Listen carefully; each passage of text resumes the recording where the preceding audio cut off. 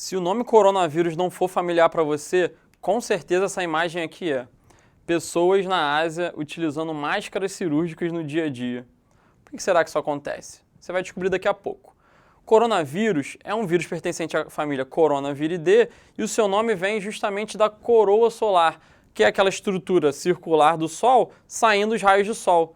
Dizem, né? Contaram para mim que os coronavírus na microscopia eletrônica ele tem esse aspecto. Eu até olhei, desconfiei que poderia ser, mas assim, na prática a gente só vai lembrar desse nome porque ele é a segunda principal causa de resfriado, depois do rinovírus, e também porque ele está associado à epidemia de SARS, que é a Síndrome Respiratória Aguda Grave, né? Que é essa aqui, SARS-CoV, esse CoV é de coronavírus, e a MERS, que é a sua versão no Oriente Médio, esse M é de Middle East. Então, é justamente por isso que as pessoas no Sudeste Asiático utilizam máscaras, porque essa foi uma epidemia muito importante, com muitas mortes. A gente vai falar um pouquinho mais dela, mas entender que o coronavírus ele tem uma distribuição mundial, tá? E é uma causa de resfriado no mundo inteiro.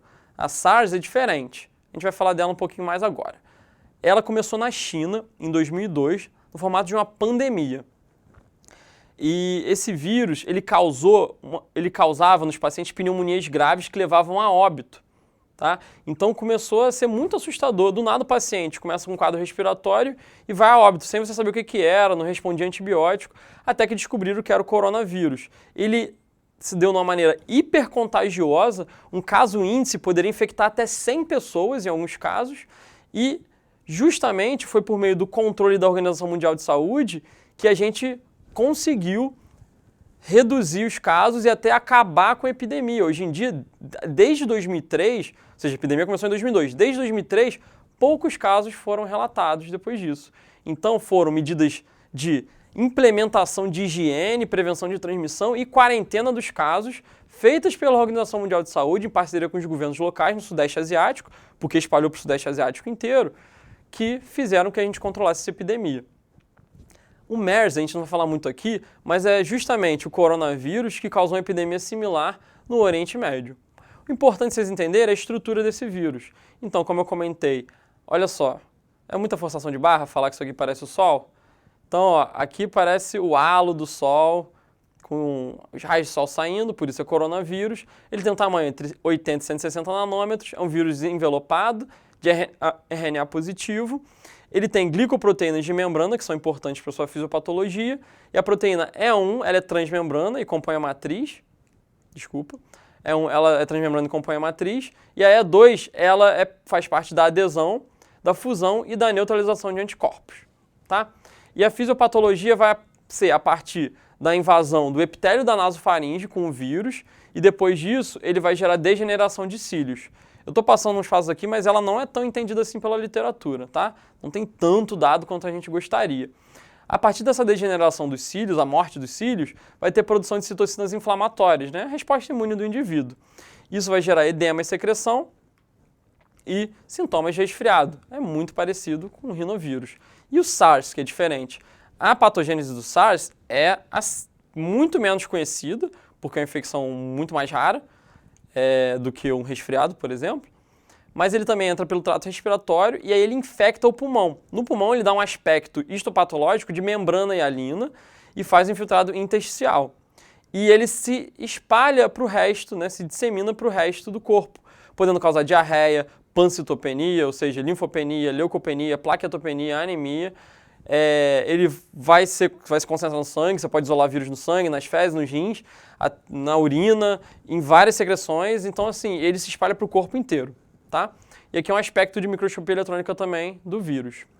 As manifestações clínicas, na prática, podem ser de resfriado, com período de incubação de 2 dias, tá? E sintomas clássicos, ou seja, coriza, obstrução nasal, esse tipo de coisa que a gente já aprendeu nas aulas de resfriado. Agora, a SARS, ela vai ter um período de incubação diferente. Vai ser de 4 a 14 dias. O paciente vai ter, inicialmente, febre, cefaleia, mal-estar e mialgia. Parece muito uma gripe. Só que aí o paciente começa a evoluir para tosse seca, dispneia, diarreia, começou a confundir tudo, né? E aí 25% evolui para síndrome de angústia respiratória aguda, ou síndrome de desconforto respiratório agudo. E 10% desses pacientes morrem. É uma doença com alta mortalidade. Por isso que foi tão grave. E quando você tem uma doença dessa, você precisa saber diagnosticá-la com clareza, com assertividade. E a gente vai fazer isso por meio de RT-PCR, que é um método com maior sensibilidade e especificidade. E é muito mais veloz do que uma cultura viral para você receber o resultado. Então, como é uma epidemia, tem que gastar dinheiro mesmo para identificar isso. Por quê? As sorologias, elas vão demorar. Você vai ter que colher na fase aguda, na fase convalescente, vai dar o diagnóstico depois. E aí, você usa a sorologia para ver a prevalência, né, geral na população. Agora, quando está tratando o paciente, tem que ser o melhor método, tem que ser o PCR. Mas, mesmo assim, a gente vai tratar já com o paciente tendo sintoma. E como é que é o tratamento? Infelizmente, não existem antivirais, nem para as formas mais graves.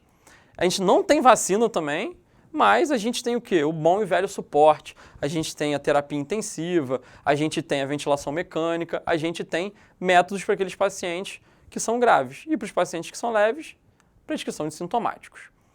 Como é uma doença que não tem cura, assim, não tem um tratamento específico e que tem uma alta mortalidade, a gente tem que prevenir a qualquer custo. E como é que a gente previne? Medidas de higiene. E é justamente por isso que a galera usava tanta máscara e continua usando lá no Sudeste Asiático, né? Eles queriam se prevenir. A OMS ela estabeleceu diversas medidas de higiene para a população, educação para a população, agiu sobre várias instituições para colocar essas medidas em prática, encontrar casos sintomáticos, isolar essas pessoas para evitar a transmissão. E foi isso justamente que fez a gente vencer essa epidemia em 2003. E é isso que eu espero que a gente aprenda com uma aula que fala sobre a doença com a epidemia tão forte e tão grave.